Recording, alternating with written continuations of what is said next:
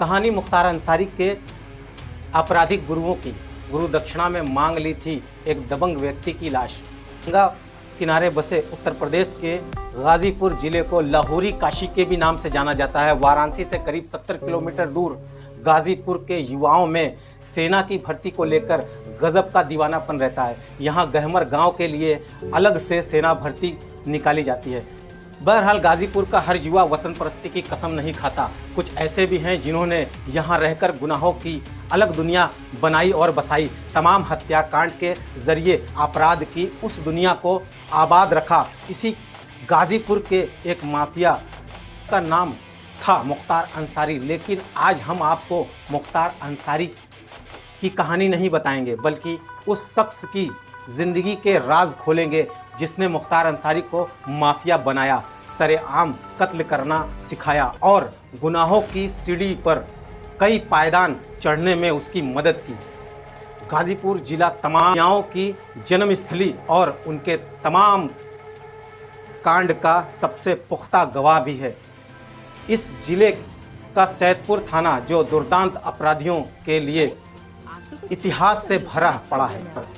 सैदपुर कोतवाली के मुड़ियार गांव के ही रहने वाले थे साधु सिंह और मनकू सिंह। इनके चाचा थे रामपंत सिंह जो 80 के दशक में प्रधान चुने गए थे। साधु और मनकू को इस बात की खुशी कम थी और गम ज़्यादा था क्योंकि उनके पटीदार रसूखदार आदमी बन गए थे।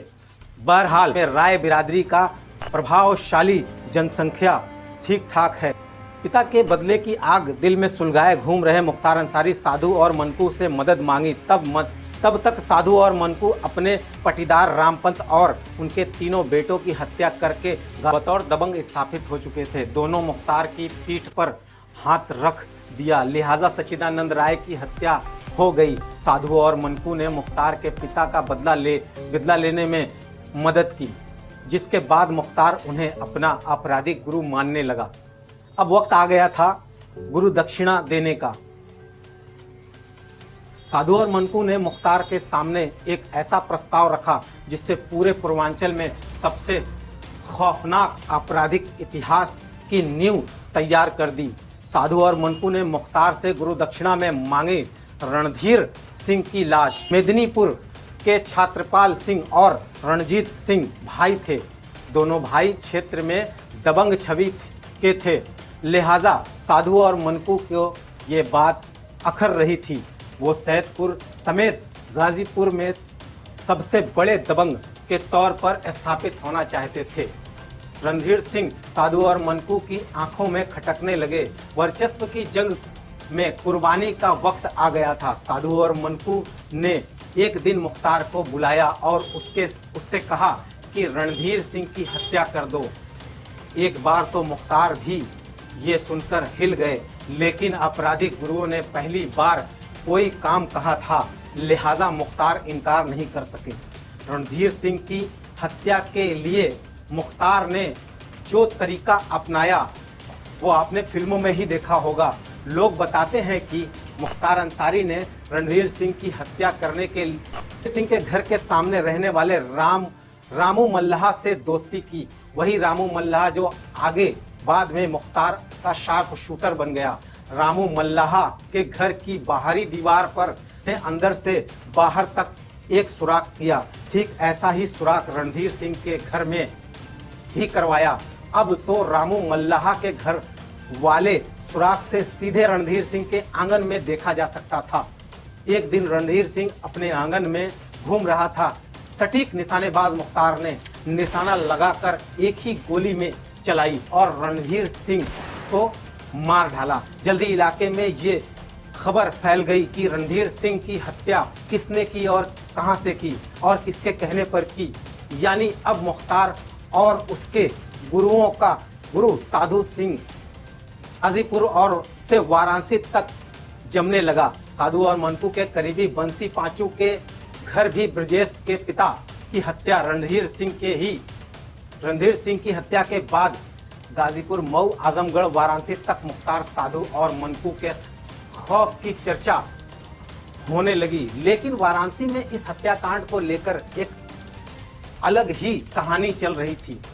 1984 में वाराणसी के धरहौरा में रहने वाले ब्रजेश सिंह के पिता रविंद्र नाथ की हत्या उन्हीं के पटीदार बंसू और पांचू ने कर दी। बंसू और पांचू के अलावा कई और लोग भी इस हत्याकांड में आरोपी थे। कहते हैं कि ब्रजेश ने बंसी और पांचू को मारने की बदला लिया, लेकिन अपना घर छोड़ दिया। पिता की जलती चिता के सामने खड़े होकर बदला लेने की सौगंध ली। 1 साल के अंदर ही उसने पिता की हत्या के एक आरोपी हरिहर सिंह की हत्या कर दी। ब्रजेश ने अपने हत्याकांड को फिल्मी स्टाइल में अंजाम दिया। वो हरिहर सिंह के घर गया, उसके पैर छुए और गोली मार दी। पिता की हत्या का पहला बदला पूरा हो चुका था। 1985 में ब्रजेश सिंह पर इस हत्याकांड का केस दर्ज हुआ, लेकिन वो पुलिस की पकड़ से दूर रहा। अगले ही साल 1986 में चंदौली जिले में सिकरौरा गांव में एक साथ 7 लोगों की हत्या हो गई। आरोप लगा कि ब्रजेश ने अपने पिता की हत्या में शामिल पूर्व प्रधान रामचंद्र यादव समेत कई भाइयों और 4 भतीजों की दुर्दांत तरीके से हत्या कर दी। पुलिस ने ब्रजेश को गिरफ्तार किया और जेल भेज दिया। जेल में उसकी मुलाकात हिस्ट्री शीटर त्रिभुवन से हुई। वही त्रिभुवन सिंह जिसके पिता को मुख्तार के गुरु साधु और मनकू ने मारा था। ब्रजेश को मालूम चला कि उसके पिता के हत्यारे बंसी और पांचू भी साधु और मनकू के से ही जुड़ चुके हैं। यानी अब त्रिभुवन सिंह और ब्रजेश सिंह के दुश्मन एक ही थे। बंसी और पांचू, साधु और मनकू और मुख्तार। ब्रजेश ने कर दी मुख्तार के गुरुओं साधु और मनकू की हत्या। 1988 में ब्रजेश सिंह गैंगस्टर और त्रिभुवन सिंह हिस्ट्री शीटर बन चुका था। जिस तरह मुख्तार ने साधु और मनकू को अपना आपराधिक गुरु मान लिया था, वैसे ही त्रिभुवन को ब्रजेश सिंह ने बताते हैं कि त्रिभुवन सिंह ने ब्रजेश सिंह को बताया कि कैसे मुख्तार के गुरु साधु और मनकू ने उसके पिता की हत्या कर दी थी। त्रिभुवन चाहता था कि ब्रजेश उसके पिता की हत्या का बदला ले। ब्रजेश ने त्रिभुवन की बात नहीं टाली। इस हत्याकांड के बारे में जानने वाले बताते हैं कि ब्रजेश और त्रिभुवन दोनों गाजीपुर सदर हॉस्पिटल पहुंचे। वहां प्राइवेट वार्ड में साधु सिंह और अपने लड़के को देखने आया था। ब्रजेश और त्रिभुवन पुलिस की वर्दी में थे, इसलिए किसी ने उन्हें रोका टोका नहीं। वो सीधे साधु सिंह के बेटे के वार्ड में पहुंचे और वहां देखते ही साधु की गोली मारकर हत्या कर दी। इसके कुछ ही दिन बाद गाजीपुर सिंचाई विभाग चौराहे पर बम मारकर मुख्तार के दूसरे गुरु यानी मनकू सिंह की भी हत्या कर दी। दोनों आपराधिक गुरुओं की हत्या हो जाने के बाद साधु और मनकू गिरोह का सरगना मुख्तार बन गया। बताते हैं कि मुख्तार ने पिता की तरह साधु और मनकू के परिवार के सारे दायित्व निभाए, लेकिन सबसे बड़ा सपना था अपने आपराधिक गुरुओं का बदला लेना।